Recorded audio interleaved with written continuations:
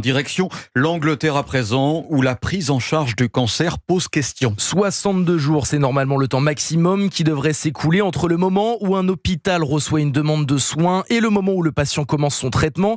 Mais de nouveaux chiffres de l'Office national des statistiques montrent que ces délais d'attente ont de plus que triplé pour les patients ces 12 dernières années.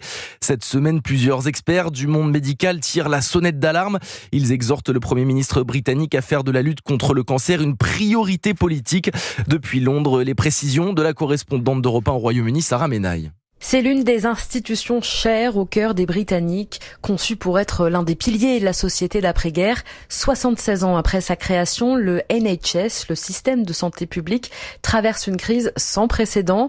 Résultat, en Angleterre, le pourcentage de patients atteints de cancer qui attendent plus longtemps que la durée recommandée entre le référencement auprès d'un oncologue et le début du traitement est passé de 11% en 2012 à plus de 33% des patients aujourd'hui. Alors, délai de prise en charge, liste d'attente de plusieurs mois dans les hôpitaux et épuisement du personnel soignant. En juin, en pleine campagne pour les élections générales, Keir Starmer disait que le système était à genoux. Il promettait que son gouvernement le relèverait.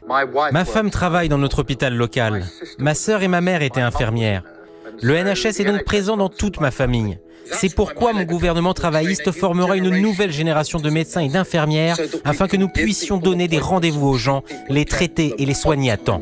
Former de nouveaux soignants et permettre 2 millions de rendez-vous hospitaliers supplémentaires par an. Voilà la promesse du Premier ministre britannique. Reste la question du financement à laquelle Keir Starmer n'a pas encore totalement répondu. Londres, Sarah Menaille, Europe 1.